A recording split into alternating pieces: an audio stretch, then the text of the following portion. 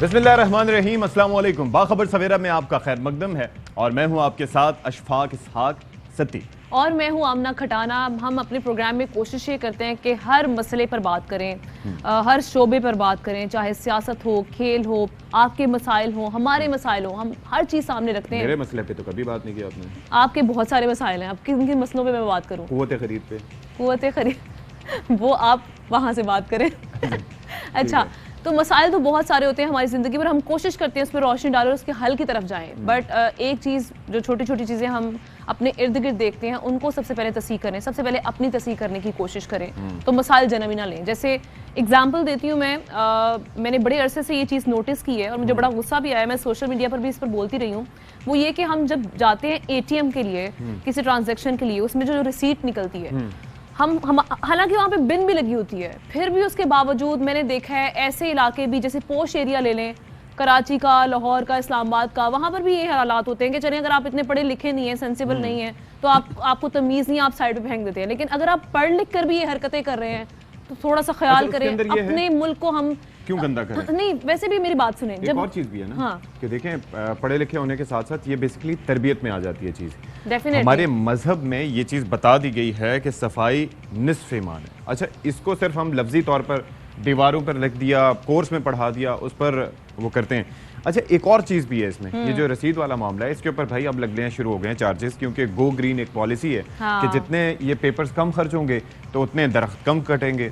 सोचने की बात है ना, पेपर बनते किससे हैं? दरख्तों की कटाई से। हम सोचते ही कहाँ है, मसला तो ये है, बस आए फटाफट अपना काम निकाला, वहाँ पे साइड पे फेंका, कचरा इकट्ठा कर लिया, और कौमी दिन कोई भी हो उस पर हमने नारे मार लिए, थोड़े से हमने नेशनल सॉन्ग सुन लिए और हम समझते हैं हम बहुत पैट्रियोटिक हैं। प्लीज कम ऑन, अपनी रिस्पॉन्सिबिलिटी का थोड़े से रिस्पॉन्सिबल बने, थोड़े से जिम्मेदार बने, और अच्छे शहरी की मिसाल ही है कि वो अपने आप को और अपने माहौल को साफ सुथरा रखें। चलें जी, कौन से खिताब खत्म हुआ आमना खटाना का, और बिलाशुबा ये बड़ी अच्छी बातें आपने जहन पे रखनी है, क्योंकि ये नहीं है कि आज आपने बैठे यहाँ पर सुने हमारी बातें, आपने कहा ठीक क्या है तो ठीक है, फिर घर से बाहर निकले और उसके बाद फौरन जो है वो चलते फिरते बबल का रैपर फेंक दिया इधर उधर से। देखिए, पहली दफ़ा जब आप अपने अंदर इस अर्ज को कंट्रोल करेंगे कि वो रैपर अगर डस्टबिन आसपास नहीं है तो आपने अपनी जेब में डालना है, या ATM का कचरा उस बास्केट में डालना है, या फिर एक और चीज़ ये है कि गवर्नमेंट को भी थोड़ा सा करना चाहिए कि भाई जगह जगह डस्टबिन जैसे कि मुख्तलिफ मकामात पर मौजूद हैं, वहाँ पर मज़ीद उनको बढ़ाना चाहिए ताकि लोगों के पास कोई रीज़न न रहे।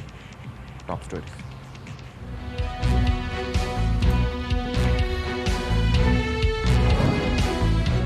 मुल्की सियासत में हलचल जारी, सरप्राइज आना शुरू हो गए। परवेज इलाही वजीर आला बन गए, उस्मान बुज़दार मुस्ताफी। बाप पार्टी ने ऑपोजिशन की हिमायत का ऐलान कर दिया। हुकूमती वफ्द की MKM से एक और मुलाकात। कुछ खाते हुए गले में तकलीफ, टॉन्सिल्स की बीमारी बच्चों की नशो नुमा को शदीद मुतासिर करती है। छोटे बच्चे इस तकलीफ को बता भी नहीं सकते। माहिरीन के मुताबिक वालिदैन को खुसूसी तवज्जो देनी चाहिए। टेस्ट के बाद पाक ऑस्ट्रेलिया वनडे सीरीज का आगाज आज से होगा। आज का मैच डे नाइट है, 3 बजे शुरू होगा। तीनों एक रोज मैच लाहौर में खेले जाएंगे। दोनों टीम्स की कज़ाफी स्टेडियम में प्रैक्टिस।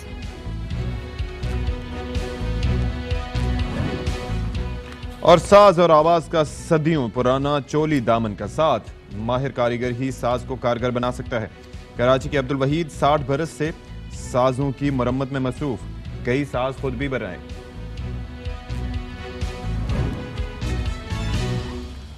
अच्छा, एक मैच तो पाकिस्तान ऑस्ट्रेलिया का आज होने जा रहा है, 3 एक रोज़ा मैचेस जिनका आगाज आज से होगा, लेकिन एक सियासी मैच जो कि अपने आखिरी ओवर्स तक पहुंचना शुरू हो चुका है, उसमें हम देख रहे हैं कि आहिस्ता आहिस्ता जो रिजल्ट है वो भी थोड़ा सा वाज़ेह होना शुरू हो गया। बड़ी दिलचस्प सिचुएशन बन रही है। दिलचस्प सिचुएशन नहीं है भाई, सब उलट हो गया। मतलब जिसकी तवक्को नहीं की जा रही थी वो हो गया। हम तो सोच रहे थे कि भाई परवेज इलाही साहब वजीर आला बनेंगे, लेकिन ऑपोजिशन की तरफ से। लेकिन हुआ ये कि वजीर आजम साहब जो एक अरसा कहते रहे कि जब तक मैं हूं वसीम अकरम प्लस है, किसी सूरत नहीं हटेंगे। अलीम खान को नाराज कर दिया। अपनी जमात के लोग कहते रहे कि भी बुज़दार साहब शायद इतने कॉम्पिटेंट नहीं है, एक तो वो मीडिया फ्रेंडली भी नहीं है, इतनी ज़्यादा बात नहीं करते। लेकिन इमरान खान साहब ने कहा कि नहीं, ऐसा नहीं होगा। फिर जब जलसा हुआ तो उसके अंदर हमने कहा कि शायद वहाँ पर सरप्राइज़ के तौर पर उनको पेश किया जाएगा, वो भी ना हुआ। और अब जबकि तहरीक अदम एतमाद पेश हुआ ही चाहती थी कि ये सारा मामला निपटा दिया गया और कहा गया कि परवेज इलाही साहब को कि जी आप बन जाएं जी वजीर आला, लेकिन अब आप सोचिए ज़रा कि इन द लॉन्गर रन लगता यह है कि इसका इतना फ़ायदा नहीं होगा जितना नुकसान होगा। देखें जो कहा यह जाता है ना, मैं झुका नहीं, मैं बिका नहीं, डटे रहे, वो एक सियासी स्लोगन जो है ना वो बड़ा एक वैल्यू रखता है कि उन्होंने कहा कि मैं चोर हूँ, डकैत हूँ, किसी से भी मुज़ाकरात नहीं करूंगा, बात नहीं करूंगा। तो अभी एट दी एंड अगर वो गिर जाती तो वो कहते हैं कि हाँ जी इन्होंने कॉम्प्रोमाइज नहीं किया अपने उस पर, तो लेट्स सी, लेकिन वक्ती तौर पर फायदा है। But this is not a war, this is politics. अच्छा जी, तो अभी ये है कि जी वजीर आज़म इमरान खान साहब ने फाइनली ये फैसला कर लिया है कि वजारत आला जो है वो स्पीकर पंजाब असम्बली परवेज़ इलाही साहब को सौंप दी जाएगी और उनकी जगह जो अब स्पीकर आएगा वो पाकिस्तान तहरीक इंसाफ की जानिब से होगा। मुमकिन तौर पर यही चीज़ें जो सामने आ रही हैं वो ये है कि अब जो स्पीकर होगा वो पाकिस्तान तहरीक इंसाफ की जानिब से होगा। इस तरह से ऑपोजिशन को एक धचका कल दिया है पाकिस्तान तहरीक इंसाफ ने, क्योंकि ऑपोजिशन ये बिल्कुल भी एक्सपेक्ट नहीं कर रही थी। उधर से भी क्या हुआ, तारिक बशीर चीमा साहब उन्होंने कहा कि जी मैंने वोट देना है किसको, ऑपोजिशन को। फिर वो बाप पार्टी है, उसमें उसके 5 में से 4 अरकान भी कह रहे हैं कि हमने किसके साइड पे जाना है, ऑपोजिशन की साइड पे। फिर अपने अंदर के लोग जो हैं, ये तो जी बात हो गई इत्तेहादियों की, अपने अंदर के जो लोग हैं उनमें से कौन कौन किस किस को वोट देगा, तो ये गोट अभी तक सबकी फंसी हुई है, ऑपोजिशन की भी। और मुनहरिफ अरकान के हवाले से अगर हम पंजाब की बात करें तो ये कहा जा रहा है कि अलीम खान और तरीन ग्रुप यही चाह रहे थे और वो स्पीकर पंजाब असम्बली के लिए वजारत आला के लिए उनको परवेज़ इलाही से कोई मसला नहीं है, उस पर वो मानते हैं, इत्तफाक करते हैं।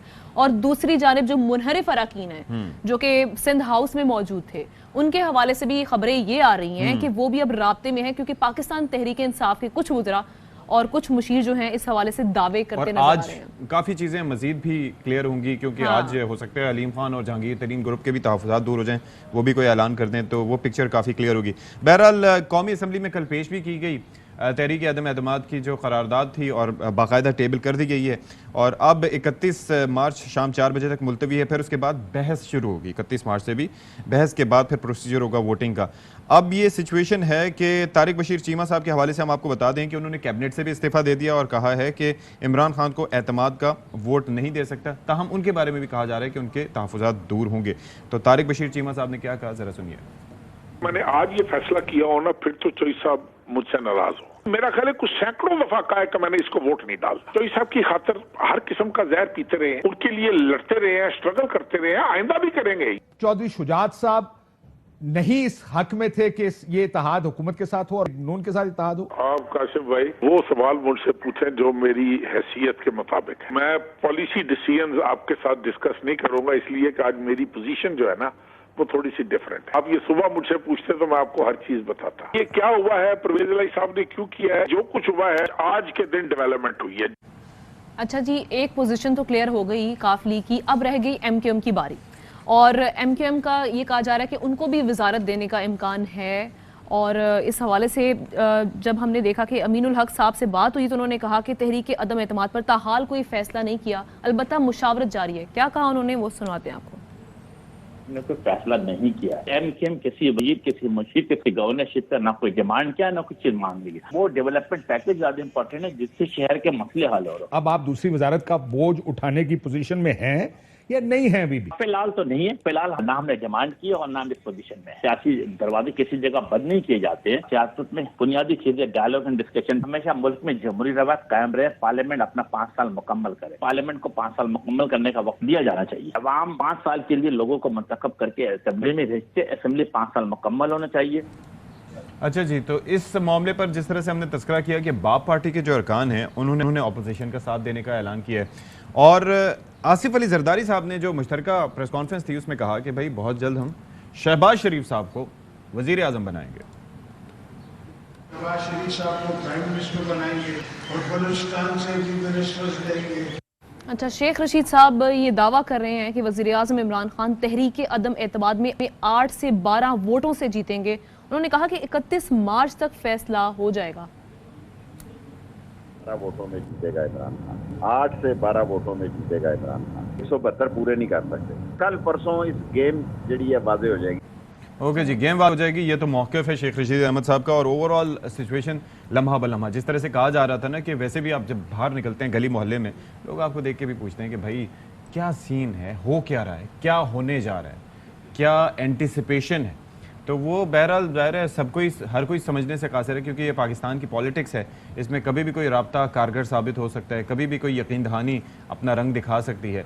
तो इसी पर ज़रा तजिया कर लेते हैं, तजिया ले लेते हैं। चौधरी गुलाम हुसैन साहब हमें ज्वाइन करें। चौधरी साहब बहुत शुक्रिया, सुबह सवेरे आपने हमारे लिए वक्त निकाला। भाई अब तो ये है कि ये पल पल बदलती हुई सूरत हाल है, आज के दिन के हवाले से बता दें हमें कि क्या क्या सरप्राइज देखने को मिल सकते हैं सर। एक तो बड़ी सरप्राइज मिल गई है, बहुत बड़ी, जो कल वाली परवेज लाई। हाँ।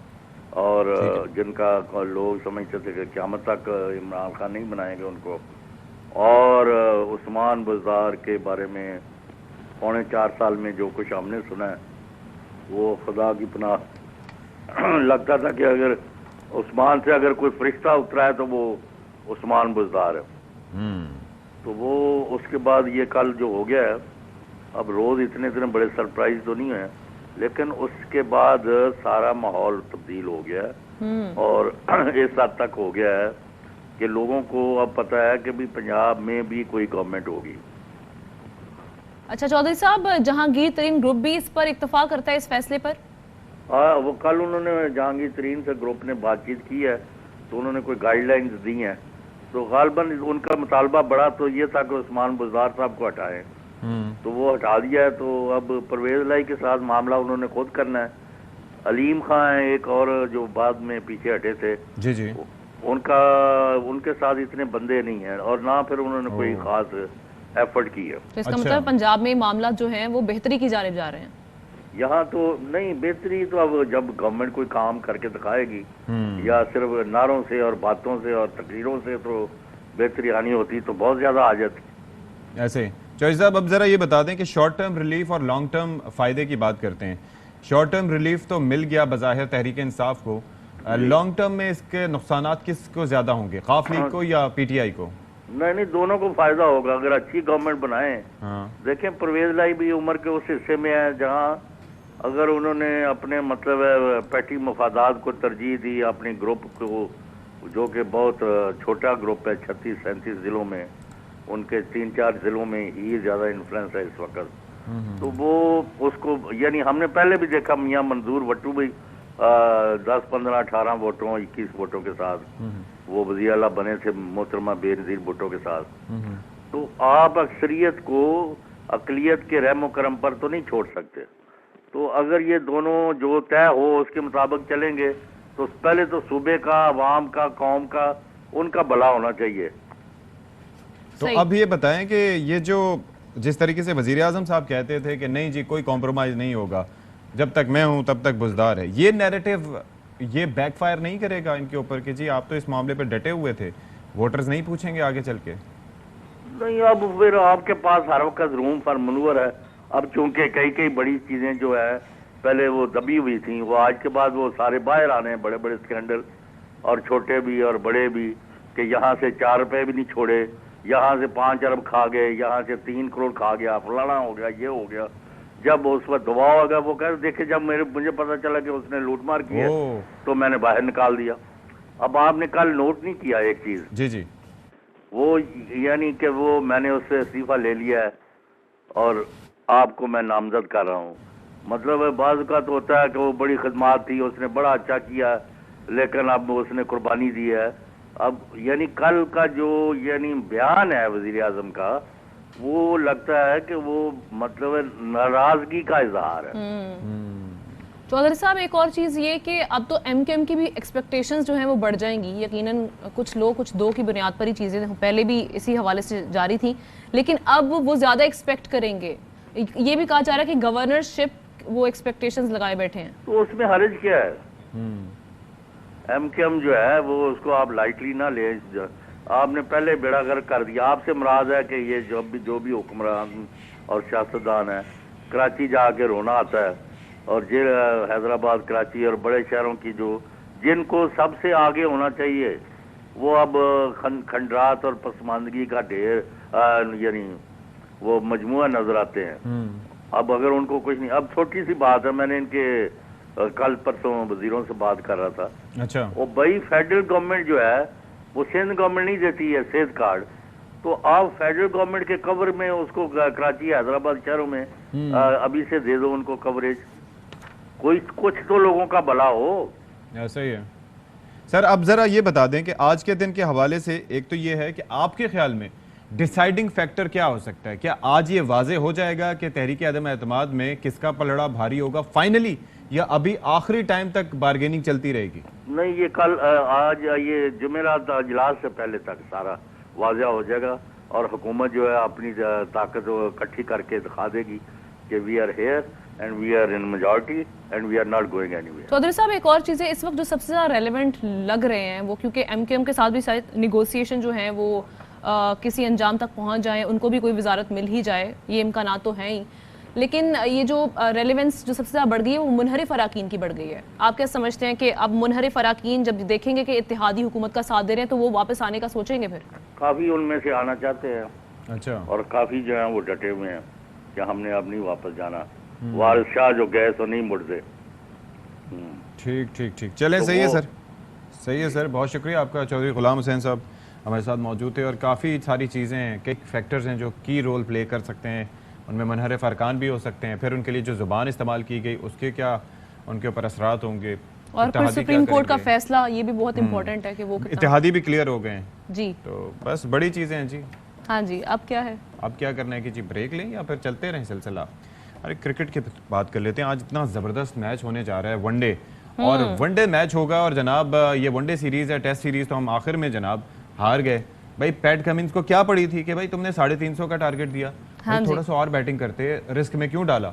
अगर 20 ओवर और खेल जाते तो वही 20 ओवर यहाँ पर खेल के हम बचा लेते, लेकिन बहरहाल टेस्ट सीरीज हम हार गए। अब वनडे सीरीज की बात, और मजे की बात यह कि जो ऑस्ट्रेलिया के मेन प्लेयर्स हैं जिनमें डेविड वार्नर है और उसके अलावा स्मिथ हैं, मिशेल मार्शल हैं, ये अब टीम का हिस्सा नहीं होंगे, तो हमारे लिए थोड़े हालात जो हैं वो साजगार हो जाएंगे। उसकी रीज़न ये है कि बड़े तगड़े प्लेयर्स हैं, और कुछ प्लेयर्स के बारे में तो पैट कमिंस ने भी ये कहा था कि जी तीनों फॉर्मेट के जो प्लेयर्स हैं वो थक जाते हैं, उनको थोड़ा रेस्ट देना होता है। मैच बड़ा थका देने वाला सर जी, सोचे 5 दिन तक आप बैटिंग भी करें और ये भी करें, और लेकिन मसला ये है कि एरन फिंच उनके पास हैं, शॉन एबिट हैं, एलेक्स कैरी हैं, ट्रेविस हेड हैं, अच्छा, और मिचेल मार्श के हवाले से तो ये है ना कि भाई वो इंजर्ड हो गए हैं, तो इस वजह से वो पार्टिसिपेट नहीं कर सकेंगे। स्टीव स्मिथ को भी एल्बो इंजरी आई गेस उनको भी हुई है। Steven Smith such a good player, पहले हमें धोखा देता रहा वो शख्स, उस शख्स ने कहा कि मैं कैच ड्रॉप करूंगा, हमारे साथियों ने कहा कि चलो जी जानबूझ के देते रहते हैं कैचेस, तो कैचेस विन मैचेस, तो ये नहीं पकड़ेगा। उसके बाद ऐसे ऐसे वो कलाबाजियां खा खा के कैच एग्जैक्टली। तो अब देखते हैं कि जी हमारी तो बहुत ज्यादा होप्स जो हैं वो काफी हाई हो चुकी हैं। कोई नहीं हाई होनी चाहिए,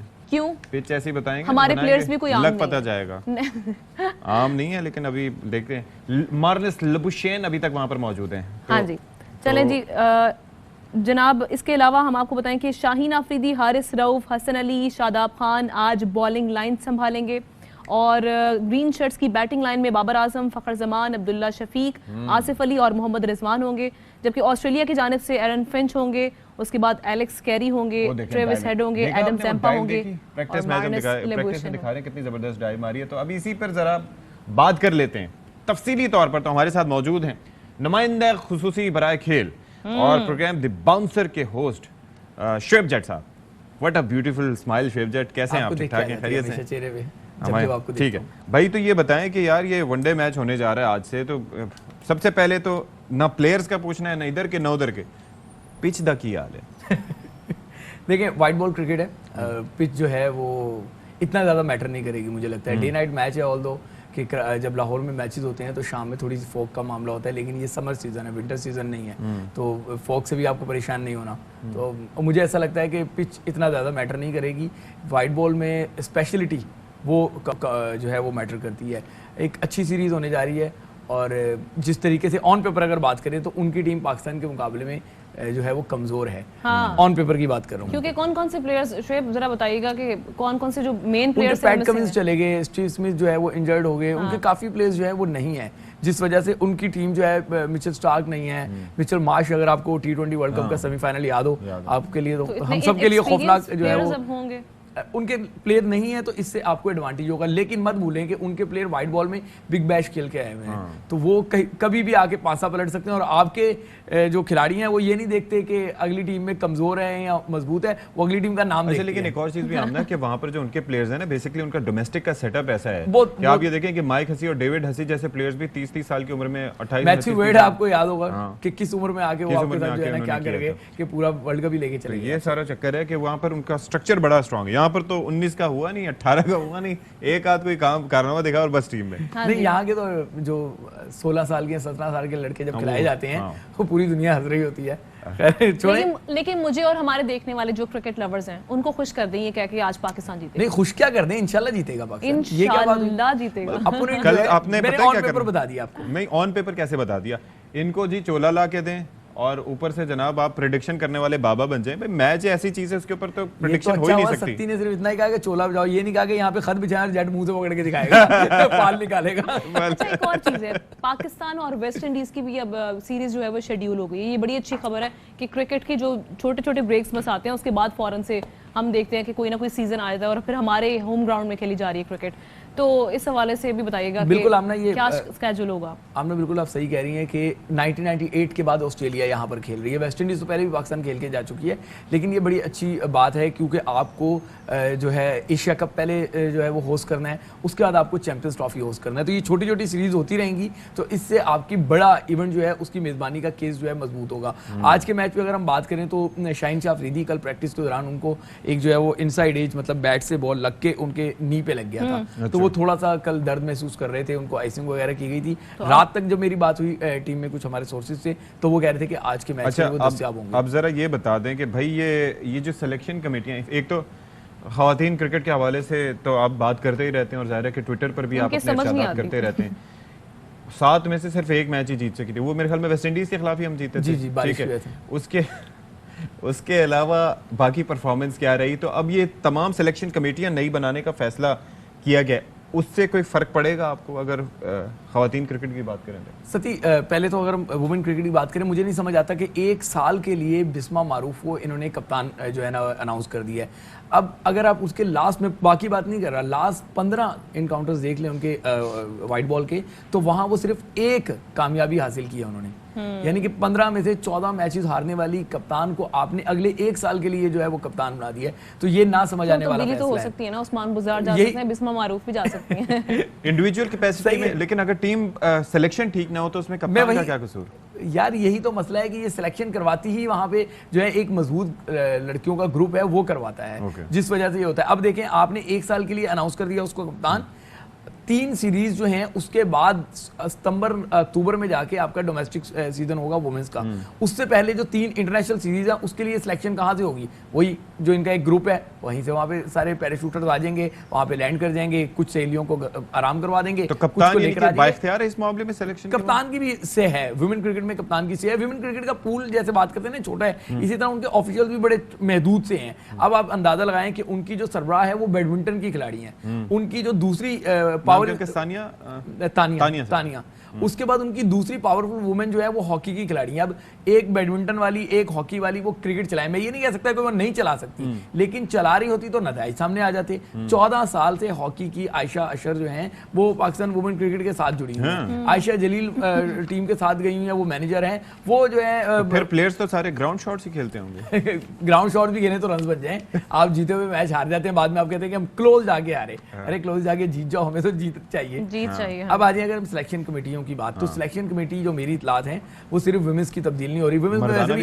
एक रुकनी सिलेक्शन कमेटी थी, तो उसको क्या चेंज करना है उन्होंने, तो 6 साल से है, लेकिन वो अब उधर भी तब्दीली आ रही है। इसके अलावा जूनियर सिलेक्शन कमेटी, क्योंकि अभी जूनियर वर्ल्ड कप में हमारी जो परफॉर्मेंसेज वो सबके सामने थी, जूनियर के हेड कोच का जो है वो कॉन्ट्रैक्ट रिन्यू नहीं किया गया, उनके सिलेक्टर्स को भी कॉन्ट्रैक्ट रिन्यू नहीं किए जा रहे। अब मैच की बात आ जाए तो वहाँ पे मोहम्मद वसीम जो चीफ सिलेक्टर हैं उनकी कुर्सी खतरे में है, उनके नीचे जो सेटअप है रीजनल कोचेज का वो तमाम इधर उधर हो रहे हैं, तो पूरी वो सिलेक्शन कमेटी भी तब्दील होने जा रही है। तो उससे फायदा होगा कुछ कोई, मतलब या फायदा उस सूरत में हो ना कि नए जो लोग लाए जाएं वो मेरिट पे और बेहतर हों, अगर वैसे ही दोबारा चुनाव होंगे तो फिर तो वो। इशफाक भाई जब चेयरमैन आए थे तो उन्होंने पिचेस का जो है ना एक डिबेट शुरू कर दी थी कि हमें पिचेस पे ऐसा कर देंगे, वैसा कर देंगे, ड्रॉप इन पिचेस आएंगी। ड्रॉप इन के अलावा भी उन्होंने कहा था हम इन पिचेस को भी ऐसा कर देंगे। तो कैसा कर दिया वो आपके सामने है कि हम होम सीरीज में जो है वो 1-0 से 3 मैचेस की सीरीज हार गए। तो अल्लाह ही खैर करे कि ये तो कहते हैं कि हम कर देंगे, वो बड़ा अक्सर मैं आपके भी ट्वीट्स पढ़ता रहता हूँ, वही बात के नोटिस लिया तो वहीं पे गले पड़ जाता है मामला। तो अल्लाह करे कि ये मामला जो है बेहतरी की तरफ जाए। जी अल्लाह करे ऐसा ही हो। शोएब जट हमारे साथ मौजूद थे, क्रिकेट पर बात कर रहे थे जनाब। आज मैच होने जा रहा है 3 बजे दोपहर में, अल्लाह करे पाकिस्तान ये मैच जीत जाए ताकि एक अच्छा आगाज हो सीरीज का। लेते हैं एक ब्रेक और ब्रेक के बाद आएंगे।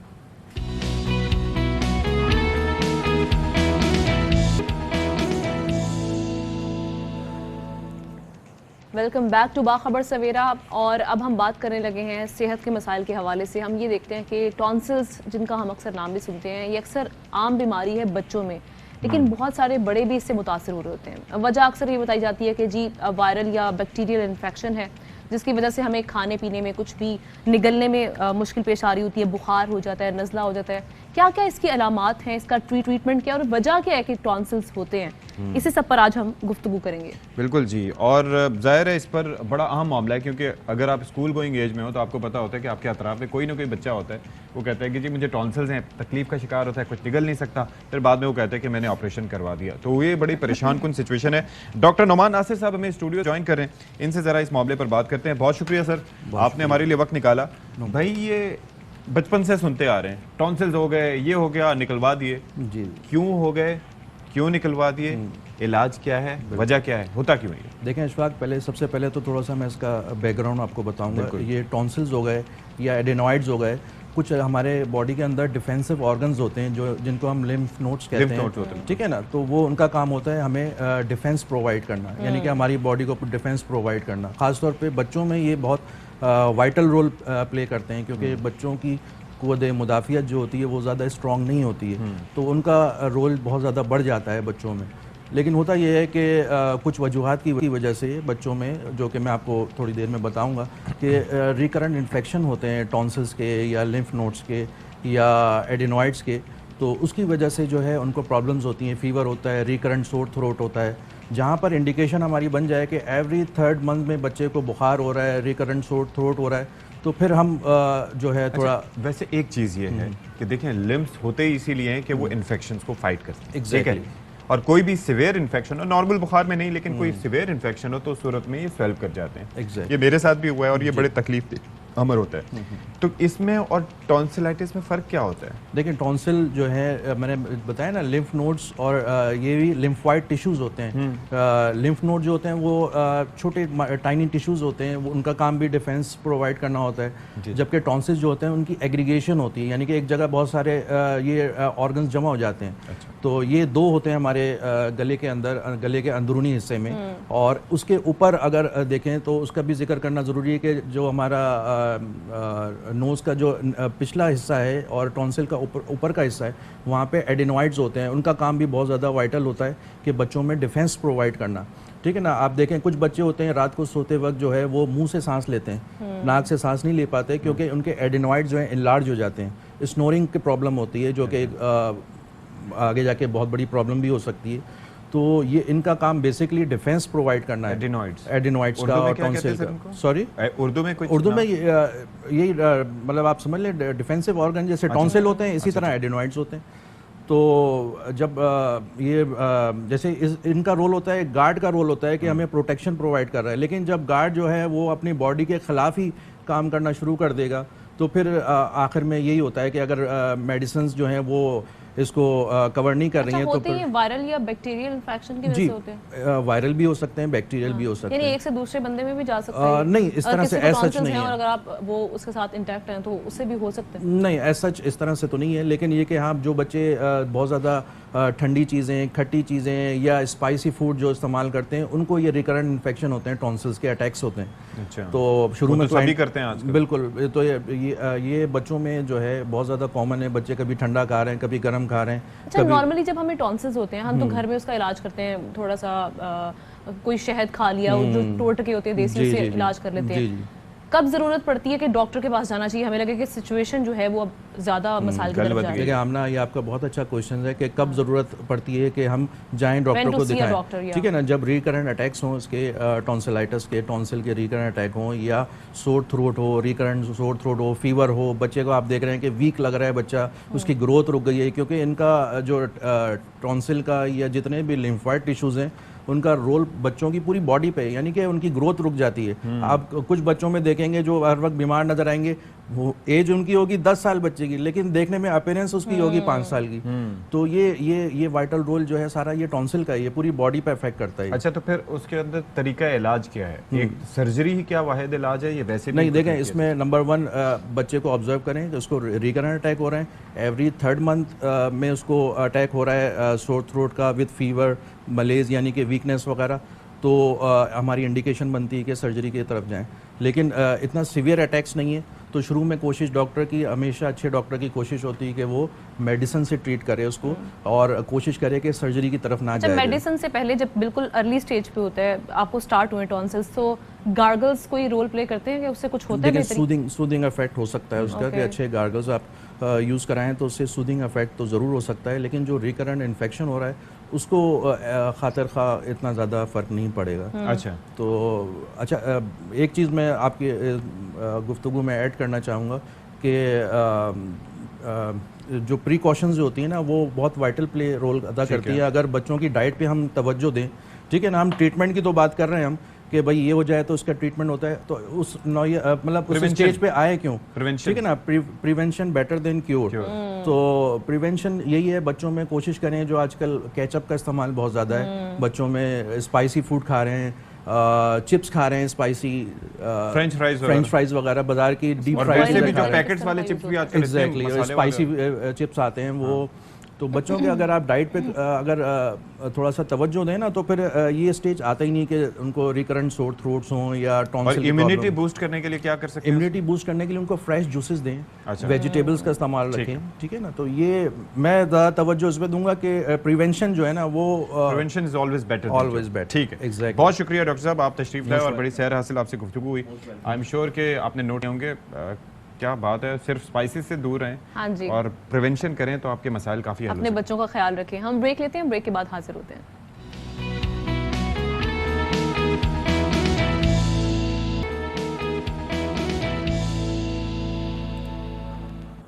ऑलराइट जी, प्रोग्राम को आगे बढ़ाते हैं और एक अहम खबर शामिल करते हैं। वज़ीर ख़ारजा शाह महमूद कुरैशी साहब दौरे पर रवाना हो गए चीन के, और 3 रोज़ा उनका दौरा है। अफगानिस्तान के हमसाया ममालिक के तीसरे ट्राइका प्लस इजलास में शिरकत करेंगे, और वो वहाँ पर स्टेट काउंसलर और इसके साथ साथ वज़ीर ख़ारजा वांग यी से मुलाकात करेंगे। रूस और चीन के वज़ीर ख़ारजा से भी उनकी मुलाकातें होंगी।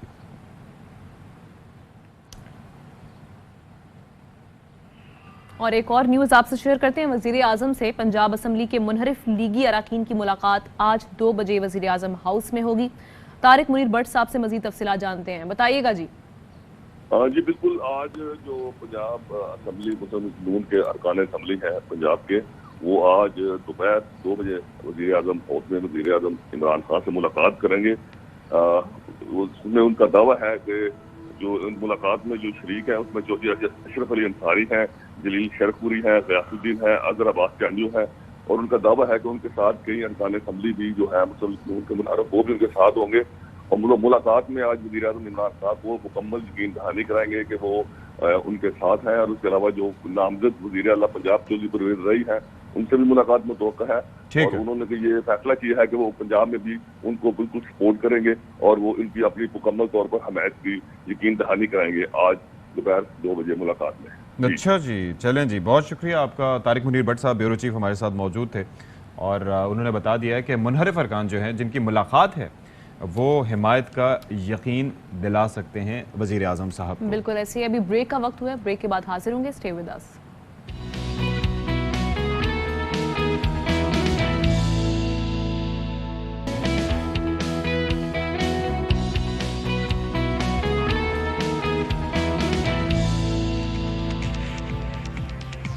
अस्सलामुअलैकुम and a very good morning. Welcome to Bakhabar Savera.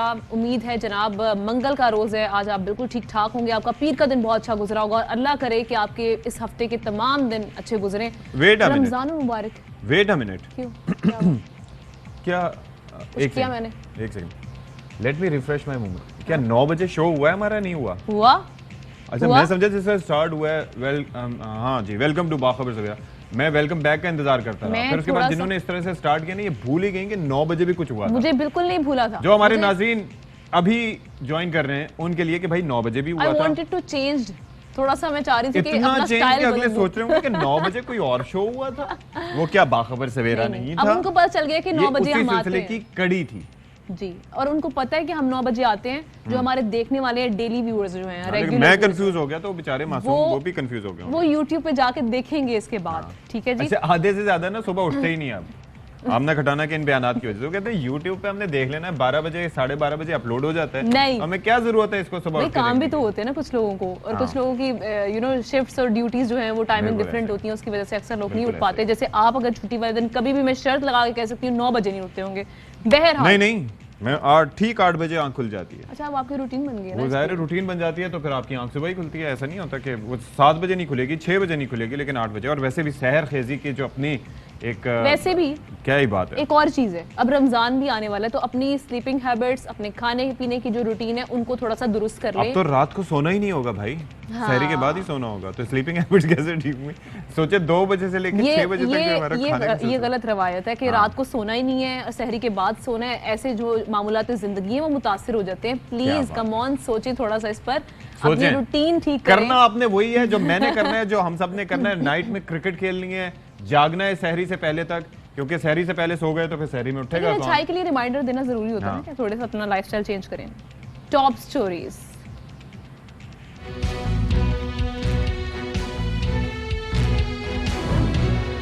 Cousins और एक ही कबीले में होने वाली शादियां आने वाले बच्चों के लिए खतरनाक। बच्चे थैलीसीमिया समेत मुख्तलिफ बीमारियों का शिकार हो सकते हैं। नौमौलूद बच्चों की 50% अमवात भी जिन्याती मसाइल के बायस होती हैं। कराची के हाई प्रोफाइल केसेस को निपटाने के लिए पुलिस की हिकमत अमली, रोजाना की बुनियाद पर मुकदमात की समाअत होगी। खुसूसी अफसरान के तकर्रुर समेत CCTVs को मुकदमात का लाजमी जुज बनाया जाएगा।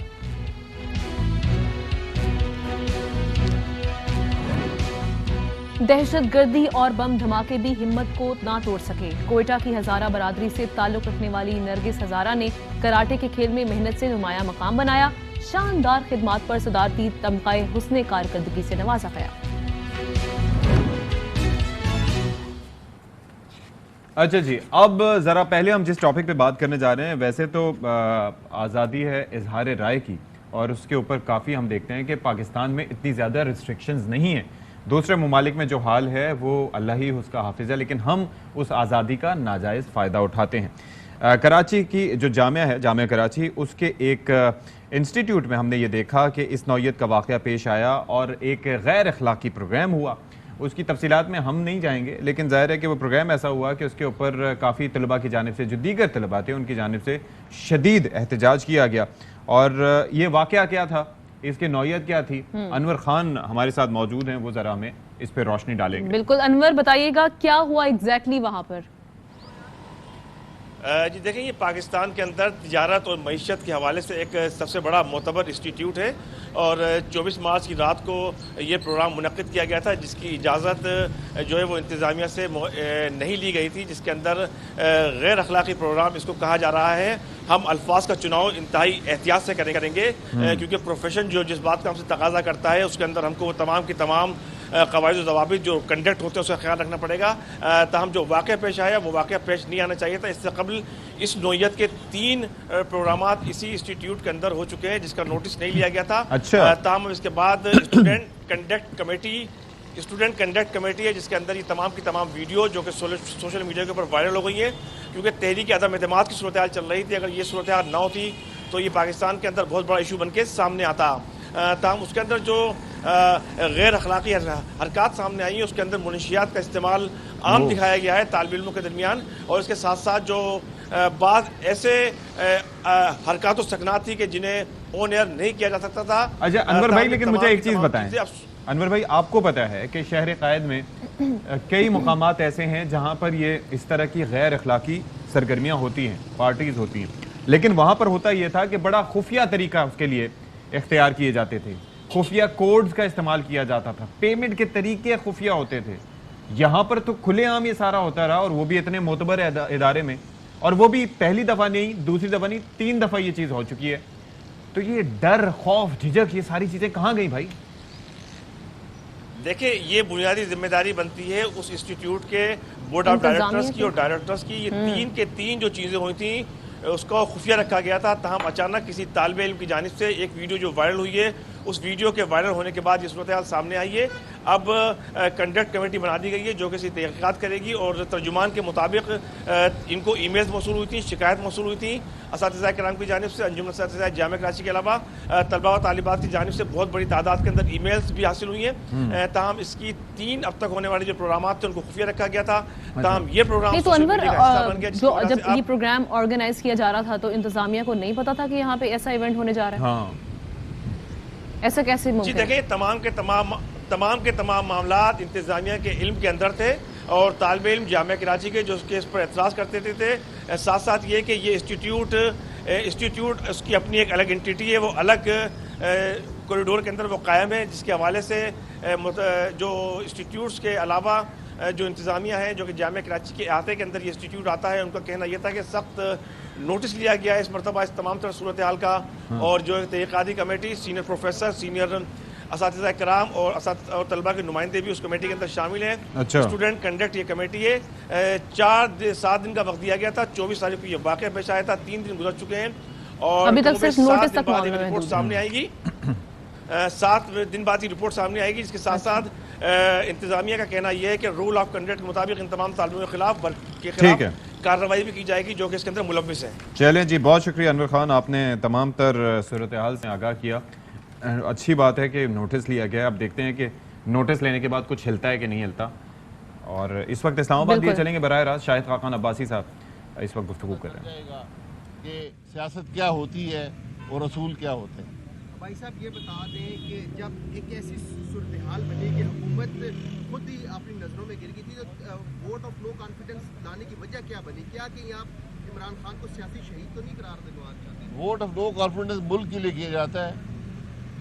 सियासी शहीद वो होता है जिसने मुल्क के लिए काम किया हो और उसको गैर आइनी अमल से निकाला जाए। जो नवाज शरीफ साहब का मामला हुआ था 2017 में, जब हुकूमत चल रही थी, और एक ऐसे अमल से जिसको ना अदलिया दिफा कर सकती है ना तारीख दिफा कर सकती है, हुकूमत तोड़ी गई। आज मुल्क के हालात आप देख लें। अभी जो IMF की रिपोर्ट आई है उसको ज़रा पढ़ लें, आपको खुद इल्म हो जाएगा कि मुल्क के हालात क्या हैं और हम कितने गहरे खड्डे के अंदर गिरे हुए हैं। सिर्फ हुक्मरानों की आंखें बंद हैं, उनको समझ नहीं आती। मतलब क्या कहेंगे इमरान खान जो कहते थे ना मैं ब्लैकमेल होऊंगा, ना डरूंगा, ना झुकूंगा, क्या समझते हैं कि अब वो अपनी कुर्सी बचाने के लिए ब्लैकमेल हो गए हैं और वो जो खत ले आ रहे हैं वो किसको डराने धमकाने की कोशिश कर रहे हैं? इमरान खान साहब ने पिछले कम से कम 4 साल जो होने लगे हैं, हर मामले पर यू टर्न लिया है। तो वो ब्लैकमेल नहीं होते, यू टर्न लेना, उनका झूठ बोल देना, गलत बयानी कर देना और यू टर्न ले लेना। अब मैंने आपको कहा कि बुज़दार साहब को भी बस के आगे फेंक दिया है और पंजाब एक अपनी तारीख के नाम नहाद बेहतरीन वज़ीर आला से महरूम हो गया है। ये इमरान खान साहब के काम है यहाँ पर। और सरप्राइज़ जो है वो बुज़दार साहब को मिला है, जो उन्होंने कहा था मैं सरप्राइज़ दूंगा। तो सरप्राइज़ जो बुज़दार साहब को मिला, अब और कुछ कहने को था नहीं, तो एक कागज़ लहरा दिया। तो हमें भी खुद बड़ा अफसोस है कि हमारे वज़ीर-ए-आज़म को दूसरे दुनिया के ममालिक जो है वो ख़त लिख कर धमकियाँ देते हैं। ये तारीख़ में पहला मौका है कि किसी 23 करोड़ के मुल्क के वज़ीर-ए-आज़म को दूसरे ममालिक जो हैं वो ख़त लिख कर धमकियाँ दे रहे हैं और वज़ीर-ए-आज़म ये बताने के काबिल नहीं है कि उसको धमकी किसने दी है। हमें अफसोस तो इस बात का है। ये पार्लियामान में ले आते ख़त, मुझे बताते, हम सबको बताते कि हमें फ़लानी हुकूमत ने फलाने शख्स ने धमकी दी है, पूरा पार्लियामान उनके साथ होता। पाकिस्तान ने खुद मुख्तार मुल्क है। चलें जी, बराह रास्त आपने देखा नहीं आप बोले नहीं मैंने उधर देखा कि आप सांस लेके बोलना चाह रही थी, लेकिन आप बोलिए प्लीज। आपने उधर कहाँ देख लिया? टीवी पे। अच्छा मैंने देखा। शाहिद खान अब्बासी साहब की गुफ्तगू तो आपने मुलाहिजा कर ली। अब हम करने जा रहे हैं एक बड़े ही अहम मसले की बात। जनाब शादी की बात अगर हम करें तो सबसे बड़ा मसला है। शादी जिंदगी का सबसे अहम तरीन फैसला होता है और उसका जो ताल्लुक होता है वो सिर्फ दो अफराद, दो खानदानों से नहीं बल्कि आने वाली नस्लों से भी होता है। तो उसमें ये होता है कि आपको जज्बातियत और ये जो खानदानी एक प्रेशर होता है उससे हटकर फैसला जो होता है वो समझदारी से करना पड़ता है। अब तिब्बी माहिरीन ये कहते हैं कि कजन्स मैरिज यानी दो कजन्स आपस में फर्स्ट कजन्स शादी होती है उनकी, तो उससे जो जनाब ऐसे बच्चे पैदा होने का खदशा होता है जो कि जिस्मानी या माजूरी जहनी तौर पर माजूर पैदा हो सकते हैं और ये खदशा 10 गुना बढ़ जाता है। बिल्कुल जी, और जेनेटिकली है बेसिकली ये। हाँ। और जेनेटिक है, इसके लिए फर्स्ट कजन मैरिजेस और इस तरह से काफ़ी सारी चीज़ों पे एक अरसे से, आज यानी गुज़िश्ता 10 साल से इस पे कैंपेन भी चल रही है, अवेयरनेस क्रिएट की जाती है, बताया जाता है कि भाई जी मोहतात रहना चाहिए और एक खामोश वबाई मर्ज इसको कहा जा रहा है। अच्छा, तहकीक में 30,000 जोड़ों पर इसमें देखा गया, उनको देखा गया जिनमें 70% यानी कि जिनकी इस तरह की शादियां थी तो वो उसके अंदर मुतासिर पाए गए हैं। अच्छा, फिर ये है कि अगर ऐसा ही करना है तो उसके लिए आगाही के साथ साथ आपको जो है वो स्क्रीनिंग भी करवाना ज़रूरी है। और क्या हो सकता है, किस तरह से हो सकता है, कितनी एहतियात ज़रूरी है, इस बारे में ज़रा बात कर लेते हैं। इस डॉक्टर नाहिद अली साहिबा हमें ज्वाइन कर रही हैं स्टूडियोज़ में। डॉक्टर साहिबा, बहुत शुक्रिया आपने हमारे लिए वक्त निकाला। जब आपके पास कोई बच्चे आते हैं थैलीसीमिया से रिलेटेड या वैसे कोई तिब्बी मसाइल को लेके, तो क्या आप उनसे पूछते हैं कि कहीं वालिदैन की कज़न मैरिज तो नहीं हुई या इस तरह से, या ये सवाल की नौबत नहीं आती? नहीं जी, बिल्कुल करते हैं। ये सवाल बहुत ज़्यादा कॉमनली किया जाता है कि आप दोनों आपस में रिश्तेदार हैं, क्या रिश्तेदारी है? आइदर यू आर कजन्स या फर्स्ट कजन्स हैं या आप एक सेम कास्ट के हैं। ये सवाल बड़ी इंपॉर्टेंस रखता है क्योंकि बहुत सारी बातें जो छुपी होती है ना, मास्क होती हैं, वो सामने नहीं आती। जब ये बात सामने आ जाती है तो बहुत सी चीज़ें खुल के सामने आती हैं, आप उनसे और डिटेल में बात कर सकते हैं। तो ये रिलेटेड होती है, ये क्वेश्चन बहुत रिलेटेड है, आमतौर पे किया जाता है। अच्छा, तो अगर ऐसा होता है तो उसके नतीजे में वैसे चलें उन अमराज के बारे में हमें बता दीजिए जो कि फर्स्ट कजन मैरिजेस या इस तरह से हो सकते हैं। थैलीसीमिया के हवाले से तो सबको ही पता है, उससे हट के। जी। देखिए, ये जो प्रॉब्लम्स होती है ना, ये उस वक्त शुरू हो जाती हैं जब दो लोग ये फैसला करते हैं कि हमें आपस में शादी कर लेनी चाहिए। हमारे जिस्म में जो जीन्स होती है ना, कुछ तो नज़र आ रही होती हैं सबको, जो इनके एक्शंस होते हैं, कुछ छुपी होती हैं, मास्क होती है ना, वो आपको पता नहीं चल रहा होता। अब एक फैमिली में 10-12 कजन्स हैं, सब सेहतमंद मजाज, सब खेल रहे हैं, सब सेहतमंद, एक तरह से आपको बिल्कुल सही लग रहे होते हैं। लेकिन अगर उनमें से हम स्क्रीनिंग करें और हम देखें तो हमें पता चलेगा कि इसमें से कितने लोग वो रिसेसिव जीन कैरी कर रही हैं जो कि जेनेटिक डिसऑर्डर का बायस बनती है, उससे रिलेटेड डिजीजेस का बायस बनती है। वो कैरी कर रहे होते हैं और उनके बारे में पता नहीं होता। ऑल्दो उनकी आंखें बंद कर लेते हैं, वो छुप जाते हैं, लेकिन ये बहुत कॉमन सी बात है, उनको इस बात पे स्क्रीनिंग की तरफ आना चाहिए। लेकिन आप ये देखें, ना सिर्फ वो लोग बल्कि काफ़ी बाशऊर लोग भी स्क्रीनिंग की तरफ आना पसंद नहीं करते, देखना ही नहीं चाहते कि क्या है, हमारे यहाँ प्रॉब्लम है।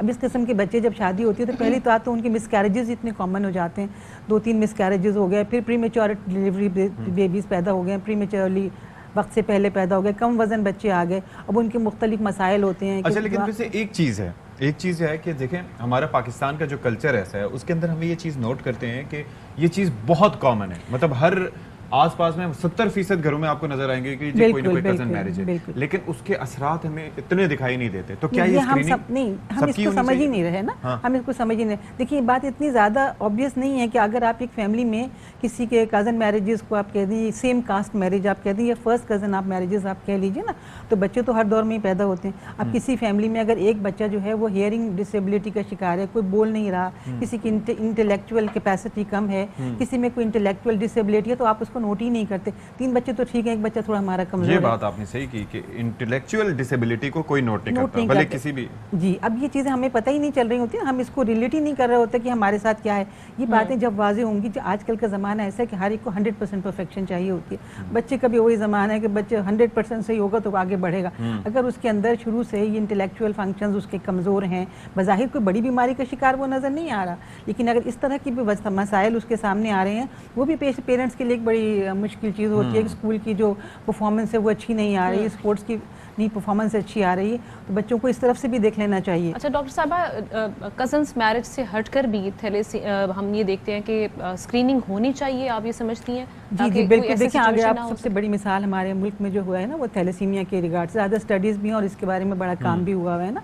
इसमें यही होता है कि आपके जो जीन आपकी बॉडी में जो रिसेसिव फॉर्म में जो होती है, ये ऐसे तो आपके जिस्म में बॉडी जीन्स है सबके साथ लोग अपने कैरी कर रहे होते हैं, ऐसे लोग ये जीन होते हैं वो वजाहत के साथ आपको उसके अंदर असल में वजह ये है ना कि आजकल हम देख रहे होते हैं कि अक्सर लोग थैलेसीमिया माइनर भी होते हैं, जी जी, जनरली भी, तो इसके लिए जरूरी है ना कि आपको तो नहीं पता कि कौन सा शख्स कौन है, वो भी वही जीन कैरी कर रहा हो। एक भी केस ऐसा है दूर दूर को लोग इसकी अहमियत नहीं देते, हाँ वो तो बहुत दूर था हमारी फैमिली में, उसको तो हमारा कोई ताल्लुक भी नहीं, रिश्तेदारी भी कोई नहीं, this is not the thing. Families में रन कर रही होती है। अब अगर आपने फैसला कर लिया है कि हम शादी करेंगे, ठीक है, इट्स गुड, आपने फैसला कर लिया, अब आप स्क्रीन करवा लीजिए ना अपने आप को, मतलब इसके लिए सिर्फ अगर हम इस वक्त ये खानदान है, खानदान से निकल के भी बात करें तो तब भी ये चीज इसी तरीके से वैलिड है। उसमें खानदान से निकल के करने में एक बात ये होती है कि आपकी फैमिली में जो चीज रन कर रही है ना वो मुमकिन है दूसरी वाली फैमिली में रन ना कर रही हो, या हो सकता है कर रही हो ना। तो अब अगर आपने दो अगर मुख्तलिफ तरह की जीन मिल जाती है तो एक पर्टिकुलर डिसेबिलिटी में तो वो शुमार नहीं आएगा, उसका रिजल्ट नहीं आएगा। लेकिन सेम जीन जब मिलेगी ना, जब उसके अंदर आपको डोमिनेंट फॉर्म में वो नजर आएगा।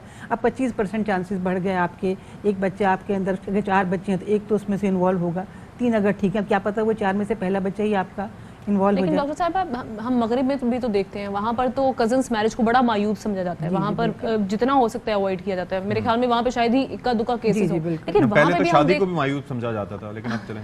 लेकिन वहाँ पर भी हम देखते हैं कि ऐसे केसेस बच्चों के जो जिस्मानी या ज़हनी तौर पर माजूर हों वो सामने आते हैं। आपसे हमने ये तो नहीं कहा कि 100% केसेस जो बच्चों के जो पैदा होंगे वो सारे के सारे, हमने तो अपनी स्टडीज आपके ऊपर जाहिर करी है कि अगर इतने हमने परसेंटेज हमारे यहाँ, क्योंकि 75 से अबव हमारे यहाँ जो हमारे यहाँ अवॉइड करना चाहिए जितना 65% ज़्यादा तो हमारे कंसेंगुइस मैरिजेस होती हैं। इसमें जो हमारे 50% के करीब हमारे बच्चे इन्वॉल्व होते हैं ना, बाकी 50% भी तो होते हैं ना।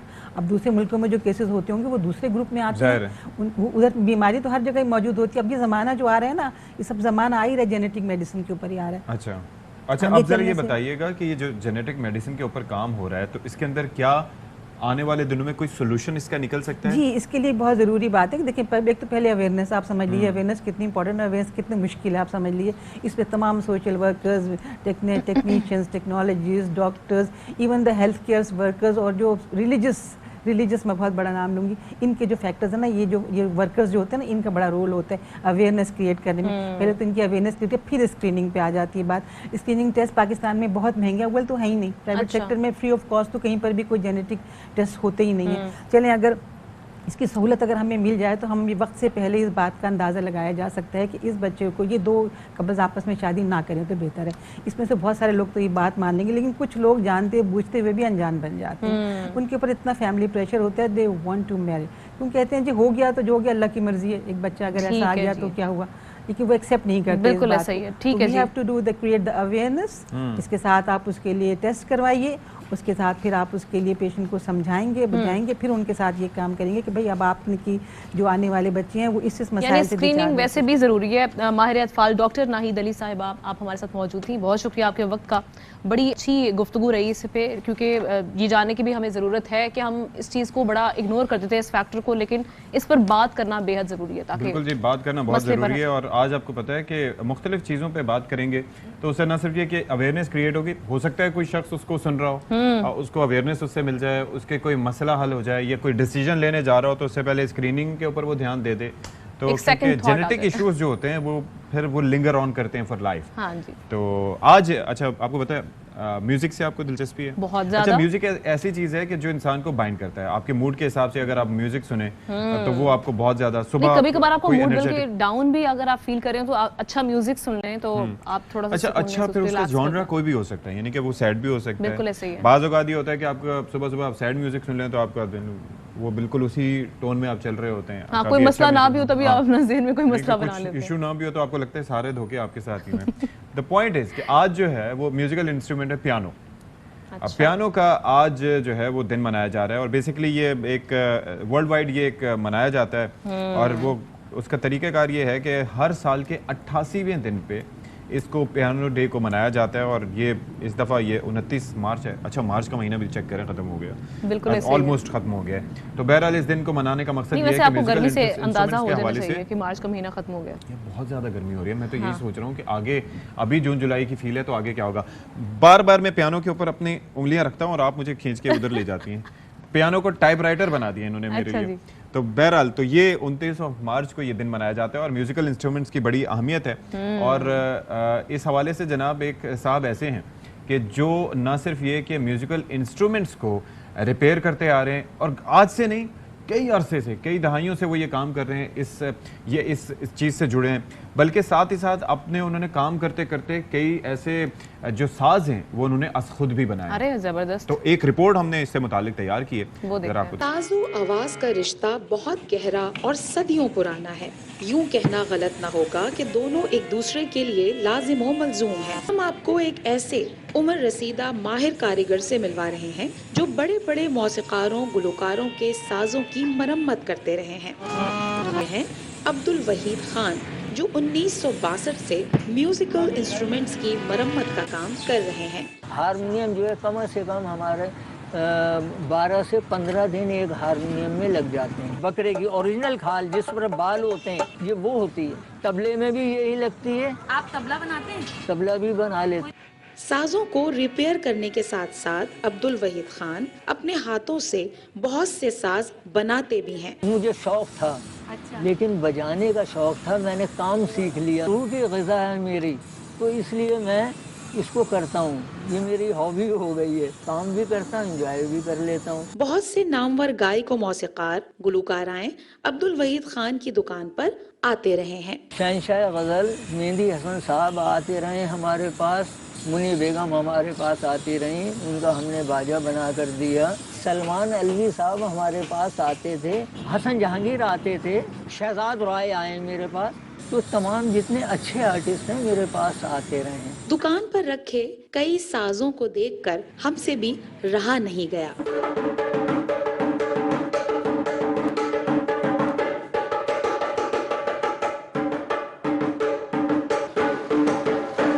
अब्दुल वहीद खान के लिए बैंजो, हारमोनियम, सितार, गिटार और ढोल बनाना उतना आसान है जितना किसी भी माहिर कारीगर के लिए होता है।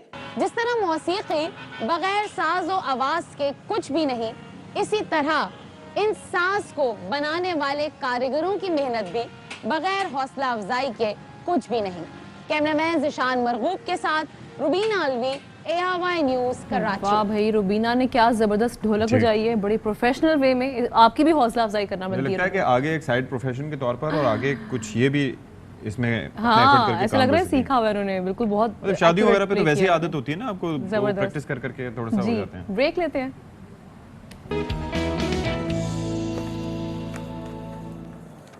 ओके जी, welcome back to Bakhabar Savera. और अब हम जरा बात करने जा रहे हैं जराइम की। अच्छा, जराइम के हवाले से एक चीज़ कही जाती है कि कभी कभार वो तवातुर से रुनुमा होते हैं।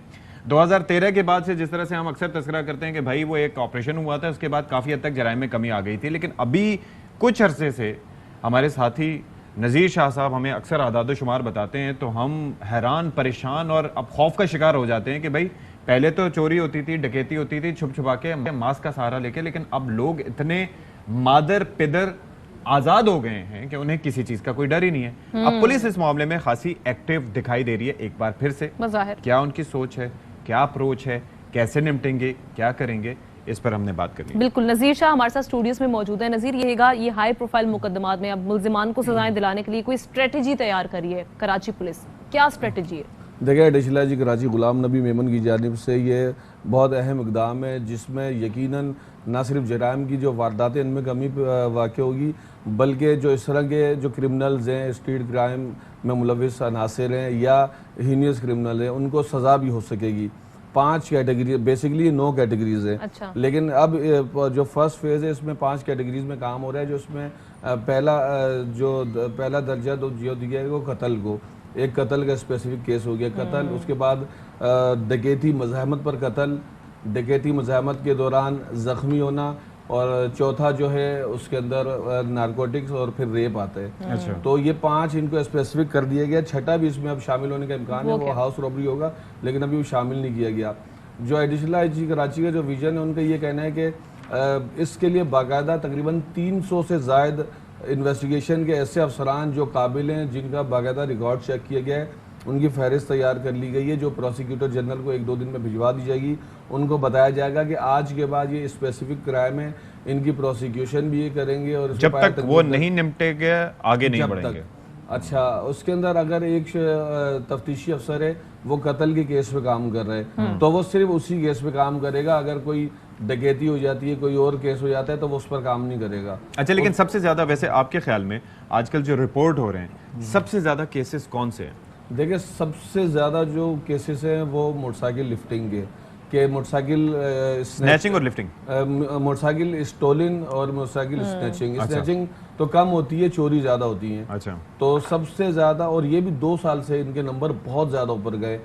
इवन कि आप ये समझें कि साल के अंदर अगर 15,000 मोटरसाइकिलें 15,000 मोबाइल फोन अगर छीने गए तो 30,000 मोटरसाइकिलें चोरी या छीनी गई, बल्कि डबल से भी ज्यादा, बल्कि 40,000 तक पहुंच गई थी। और ये जो ऑर्गेनाइज क्राइम, जो इसके गिरोह हैं, जो हमारे जो अथर मतीन वाला केस हुआ था वो भी मोटरसाइकिल लिफ्टर थे। वो यहाँ से मोटरसाइकिल छीनते रोजा, इनके गिरोह जो कराची में फैले हुए होते हैं, योमिया ये तकरीबन 15 से 20 मोटरसाइकिलें छीनते हैं, उसके बाद इसको बलोचिस्तान पार्सल हो जाती हैं। बहरहाल ये कि स्पेसिफिक एक केस पर एक इन्वेस्टिगेटर काम करेगा और उसका काम उस केस को पाया तकमील तक पहुंचाना होगा। इस तरह अगर उसको मर्डर के मजीद केस भी दिए गए तो उनकी तादाद जब एक्सेस होगी तो लास्ट उसकी लिमिट है 15 से ज़्यादा केसेस पे वो काम नहीं करेगा, उन्हीं पे करता रहेगा। जब आप शुरू से केस को लेकर चल रहे होंगे तो आप उस पर बहुत बेहतर काम कर सकेंगे। इसी तरह जो डकैती के दौरान जख्मी करने वाला है वो उसी पे करेगा, हाउस रॉबरी या रेप वाला। समझें कि ये हो गया कि ये स्पेशलाइजेशन की तरफ जा रहे हैं। दुनिया भर में ऐसा होता है कि जिसको जो चीज़ दी जाती है वो वही करता है, उसके अलावा फिर वरना हाँ। और इसके लिए एडिशनल आई जी कराची की जानिब से गुज़श्ता रोज़ दरख्शां में और कल और परसों दरख्शां थाना जो साउथ में आता है और ईस्ट में 2 यूनिट्स का भी इफ्तिताह किया है, जो स्पेशल लैब्स बनाई गई है, क्यूबिकल बनाए गए। वो लैब्स किस हवाले से? इस हवाले से कि वहाँ पर जो भी तफ्तीशी अफसर होगा उसको हर सहूलत मुयस्सर होगी। अगर उसको किसी का CDR निकलवाना है, जियो फेंसिंग का मामला है, फिंगरप्रिंट है, जो भी है, क्राइम सीन यूनिट जो है कराची पुलिस का बहुत अहम शोबा है। अच्छा। तो ये तमाम चीज़ों जो है ना ये आखिर में जाके अटैच हो जाती हैं। तो इसके अंदर वैसे कोई कोशिश की जा रही है कि फॉरेंसिक्स के हवाले से भी कुछ काम? तमाम चीज़ें हमारे पास, क्योंकि अभी तो आप देखें कि अक्सर यहाँ पर भी केसेस होते थे तो वो पंजाब फॉरेंसिक साइंस लेबोरेटरी में भेजे जाते हैं। हमारे पास कराची यूनिवर्सिटी है, जामशोरा है। बहरहाल जामशोरा वाली को तो मैं नहीं समझता इतनी कोई वो एक्टिव है, लेकिन कराची यूनिवर्सिटी से गुज़श्ता साल MOU साइन हुआ था एडिशनल जी कराची की जानिब से।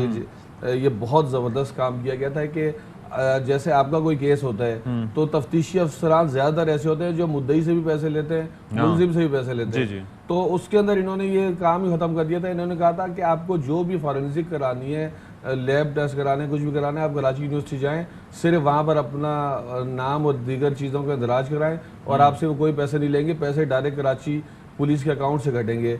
मज़ीद कराची पुलिस की जानब से एक और बहुत बेहतरीन इकदाम किया गया है कि जितने भी ऐसे तफ्तीशी अफसरान हैं जो अपने या पुलिस अफसरान है वो थाने में मौजूद हैं, कहीं पर भी जाए वकुआ पे जाना पड़ता है, लेबॉर्ट्री जाना पड़ता है, रोजाना अदालतों में जाना पड़ता है। ये एक बड़ा मसला है कि अदालतों में हेयरिंग बड़ी लंबी लंबी होती है, तो जाना पड़ता है। तो उसके लिए अक्सर ये होता था मोबाइल ख़राब है, टायर पंक्चर है या मोबाइल अवेलेबल नहीं। अब ये सारे बहाने ख़त्म हो गए। अब ऑनलाइन कार सर्विस से इनकी बाकायदा जो एक मुआहदा होने जा रहा है कि अगर एक वक्त में 100 गाड़ियां भी 100 अलग कराची के थाने में किसी को रिकॉर्ड होंगी, वो सिर्फ एक बटन दबाएगा, अच्छा, गाड़ी आएगी ले जाएगी और वो जो पैसे कटेंगे वो डायरेक्ट कराची पुलिस ऑफिस। चलिए ये भी अच्छा। एक चीज भाई हम बात करते हैं ना कॉन्फिडेंस लेवल, किसी भी चीज के लिए आपके अंदर कॉन्फिडेंस होना बहुत जरूरी है। लेकिन ये जो चोरी डकैती की वारदातें हैं इसके अंदर बेखौफी का आलम ये है कि एक माहिर हो गए भाई कि एक फुटेज हमने रिसेंटली अपने नाज़रीन को भी दिखाएंगे, जरा दिखाइएगा भाई। ये आए मौसूफ, अब देखें वैसे जा रहा है कि कितना सलाम करेगा पहले, मतलब अस्सलाम वालेकुम, कैसे हैं आप, खैरियत से, ठीक ठाक? फोन मोबाइल दे दें। अच्छा देखिए ये फोन मेरे हवाले कर दें, नहीं तो गोली मार दूंगा। अच्छा वो 2 कदम चला, उसने फिर पिस्तौल दिखाया, उसने कहा भाई बंदा सीरियस है, प्यार में कहीं गोली ना मार दे। तो वो उतरा, बड़े प्यार से उसने मोबाइल हवाले किया, फिर जेबों में हाथ। अच्छा उस लड़के ने, आप ये देखें कि 19-20 साल से ज्यादा उम्र नहीं होगी मेरे ख्याल में इसकी, और क्या कॉन्फिडेंस उसके बाद बैठा, क्या बात है, कमाल। हाँ, उसको लात मार के गया बल्कि नहीं। और आप ये देखें कि अगर वो पकड़ने की कोशिश करता तो उसका हाल भी किसी हमारे दूसरे साथी जैसा हो सकता था, क्योंकि ये लोग इतने सफाक होते हैं कि अपनी जिंदगी बचाने के लिए दूसरे को मारने से मुतमईन बेगैरत। नज़ीर ये क्या था? ये आपका इलाका है PCHS का, ये ब्लॉक 2 है, जहाँ पर जो आखिरी जो लास्ट वीक गुजरा है इसके अंदर बाकायदा 2 दिन तक एक ही जगह पर खड़े होकर वही मुल्जिमान 2 दिन तक शहरियों को लूटते रहे। अल्लाह अकबर। और वहीं पर एक टीवी चैनल के दफ्तर भी, उसके भी कुछ लोग लूटे। अच्छा, इत्मीनान से वो जैसे डकैती कर रहा है, ये भी तो देखें ना। आप ये देखें ना, चेहरा छुपाने की जहमत, अच्छा आसपास से बाइक भी गुजर रही है भाई, अकेला बंदा एक पिस्तौल लेके निकला और जमा करके वो बाकायदा जाएगा। मतलब इसने साथी को लेने की भी जहमत नहीं की, इसने चेहरा छुपाने की जहमत नहीं की, इसको कोई खौफ ही नहीं है कि मैं पकड़ा जाऊंगा तो मेरा इनकाउंटर हो सकता है या मैं जेल जा सकता हूँ उम्र के। तो बेखौफी की वजह क्या है भाई? बेखौफी की वजह जो मेरी नज़र में है ड्रग्स। जो ज़्यादातर जो इस तरह के मुल्जिमान हैं, जब ये उसके जुर्म के लिए करने के लिए निकलते हैं तो ये ड्रग्स यूज़ करते हैं ताकि इनके अंदर डर खौफ। अच्छा देखिए, अब हमारा ज़ाहिर है कि बड़ी दुख की बात है, वो हमारा भाई अख्तर मतीन के साथ जो वाक़या हुआ था उसके अंदर भी जो मुल्जिमान थे, एक कैफे किरदार तक पहुंच गया, बिल्कुल ठीक है, दूसरे गिरफ्तार है और उसके ऊपर केस चल रहा है। तो ये नहीं है कि ये लोग पकड़े नहीं जाते, ठीक है, उसके बावजूद ये ड्रग्स। देखिए कराची पुलिस की जानिब से हमारा जो शहर है कराची, ये अभी तक सेफ सिटी नहीं बन सका है। उसके बावजूद 55% जो केसेस पुलिस है CCTV की मदद से ट्रेस कर रही है, बाकायदा गिरफ्तारियां हो रही हैं। हम खुद इन चीज़ों को डेली देख रहे होते हैं क्योंकि हर खबर TV पे नहीं चल सकती। फ्लो बहुत ज़्यादा होता है, मजीद खबरें भी होती है, पॉलिटिकल भी होती है। तो क्राइम को जितनी जगह मिलती है तो हम वो खबर देते हैं, लेकिन हमारे पास इतनी खबरें मजीद भी होती है कि कितने मुल्जिमान ऐसे पकड़े होते हैं और 12-12 घंटे के अंदर भी मुल्जिमान को पकड़ने। तो ये सजेस्ट थोड़ा सा ये भी इनको करना चाहिए कि महकमा दाखिला और पुलिस हुकाम एक बना के भेजें फिजिबिलिटी के, ये इसको भी सेफ सिटी बनाने की तरफ जाएं। देखिए फंड ज्यादा चाहिए होंगे, लेकिन नहीं समझ में आता है कि आखिर।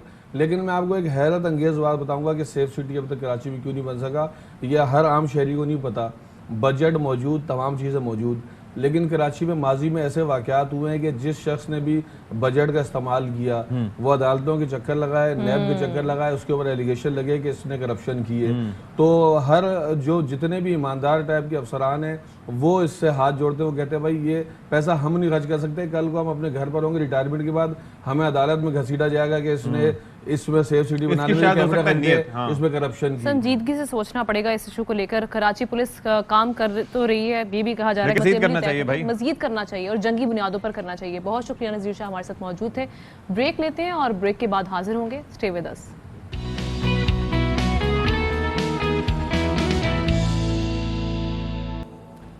Welcome back once again. और अब हम बात करने वाले हैं जनाब नरगिस हज़ारा की, जिन्होंने कराटे में अपनी अच्छी कारकर्दगी बिना पर 23 मार्च को सदर पाकिस्तान से तमग़ाए हुस्न कारकर्दगी हासिल किया।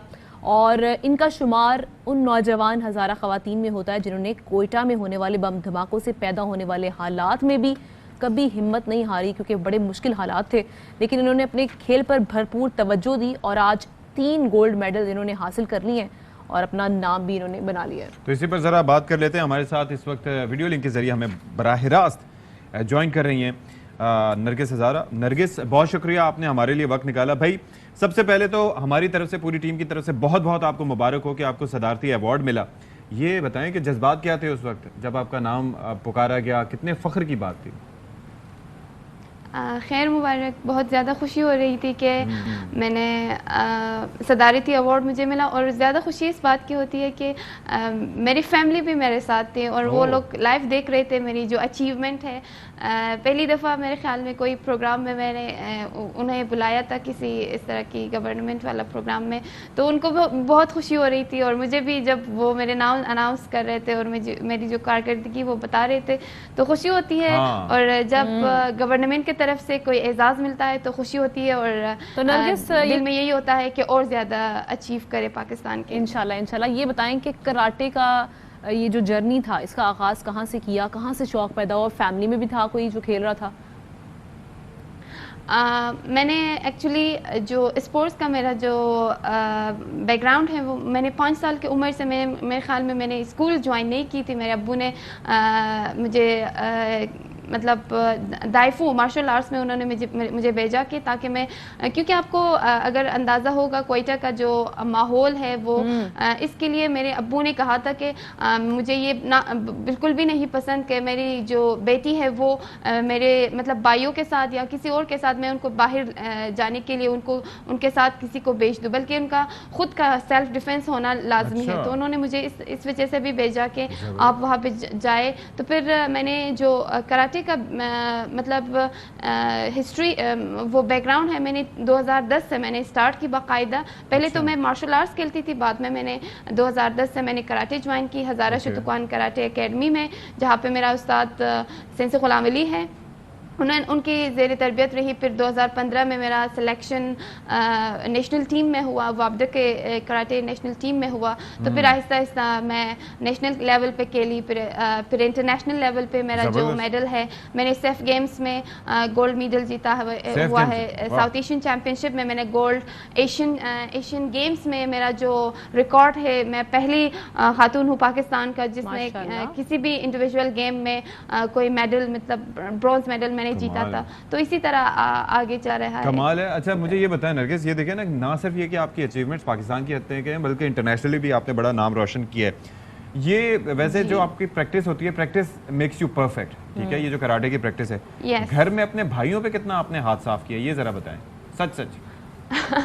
भाइयों पे कभी नहीं किया है, मतलब मेरे जो भाई है वो सब हम लोग सब मतलब फैमिली तौर पे अभी मेरा जो छोटी बहन है 5 साल की, अब वो उनको भी डाल रहे हैं, मतलब सब के सब हम लोग जा रहे हैं, कराटे खेल रहे हैं। तो और बाहर नरगिस, बाहर कभी जरूरत पड़ी, ऐसा कोई वाकया हुआ जहाँ पे आपने फिर अपने सेल्फ डिफेंस अपनाया? जी बहुत ज्यादा हम लोग अपनाते हैं, कोयटा में तो लाजमी है ये सब। अच्छा कोयटा में एक कल्चर है, क्योंकि मेरा इत्तेफाक हुआ वहाँ जाने का, वहाँ पे मैंने देखा कि वाकई कराटे की तरफ बड़ा रुझान है। लेकिन आप क्या समझती हैं कि वहाँ पे ख़वातीन जो हैं वो कितनी ज़्यादा तादाद में जो हैं कराटे से शगफ रखती हैं या कराटे खेल रही हैं, या अभी ज़रूरत है मज़ीद ख़वातीन को सीखने की वहाँ पर? इस तरह है कि कराटे एक बग़ैर इसके कि हमें सेल्फ डिफेंस वो हमें मिलता है, हम लोग सीखते हैं, उसके अलावा हमें कॉन्फिडेंस भी मिलती है इससे। हम लोग कॉन्फिडेंस बिल्डअप होती है, एक माहौल बना हुआ है हमारे क्लब में जहाँ पे लड़कियाँ आके ट्रेनिंग करती हैं। इससे जैसे हम लोगों ने बहुत नेशनल खेलने के लिए हम लोग कोयटा से बाहर आए हुए हैं, लाहौर, इस्लामाबाद, इस तरह हम लोगों ने देखा है। फिर बाद में इंटरनेशनल खेलने के लिए हम लोग गए हुए, तो हम लोग उनके साथ अपने एक्सपीरियंस शेयर करते हैं, उनमें थोड़ा सा मतलब ये होता है, कॉन्फिडेंस आ जाता है कि कोयटा के बाहर भी माहौल होते हैं, दुनिया को मतलब जीतने के लिए हमें आज़म हम लोग उनको सिखाते हैं। तो इस तरह बगैर इसके कि हम लोग कराटे सेल्फ डिफेंस के लिए होता है, बल्कि लड़कियों को ये भी होता है कि हम लोग एक इंडिपेंडेंट तौर पर इससे कमाई भी कर सकते हैं। बिल्कुल जबरदस्त है इंडिपेंडेंटली। नरगिस बहुत शुक्रिया आपका, आप हमारे प्रोग्राम में इस तरीके से आपने शिरकत की और अल्लाह आपको मजीद कामयाबियां दे। लेकिन ये देखें कि कॉन्फिडेंट कितनी है और साथ ही साथ अपना सेल्फ डिफेंस भी जानती हैं, बल्कि लोगों को सिखा भी रही हैं। बिल्कुल ऐसे ही है जी। अब एक खबर शामिल हम कर रहे हैं। कराची के इलाके 2 मिनट चौरंगी के करीब तेज रफ्तार डंपर ने मोटरसाइकिल को टक्कर मार दी और हादसे में मोटरसाइकिल सवार शहरी शदीद जख्मी हो गया, जिसे अस्पताल मुंतकिल कर दिया गया है। मुश्तइल अफराद ने डंपर को आग लगा दी है। अरे ये आप देखें कि ये वाकया 2 मिनट चौरंगी के करीब पेश आया है। आई होप कि उस नौजवान को जो भी टक्कर जिसको लगी है, जो इंसान उस मोटरसाइकिल पर सवार था वो शदीद जख्मी, उसको सबसे पहले रेस्क्यू किया गया हो, उसके बाद बाकी मामला जो हैं वो निपटाए गए हों। और आई एम श्योर कि जब ये पता चलेगा तो यही इल्म होगा, क्योंकि ये या तो लाइसेंस नहीं होगा, या कम उम्र ड्राइवर होगा, या कोई और मसले मसाइल होंगे, तो इसके भी थोड़ा सा हमें तदारुक करने की जरूरत है। बिल्कुल ऐसी है। हमारे प्रोग्राम का वक्त खत्म हुआ जाता है, कल फिर आपकी खिदमत में हाजिर होंगे। जिंदगी रही, खुश रहें और खुश रखिए। अल्लाह हाफिज़। अल्लाह हाफिज़।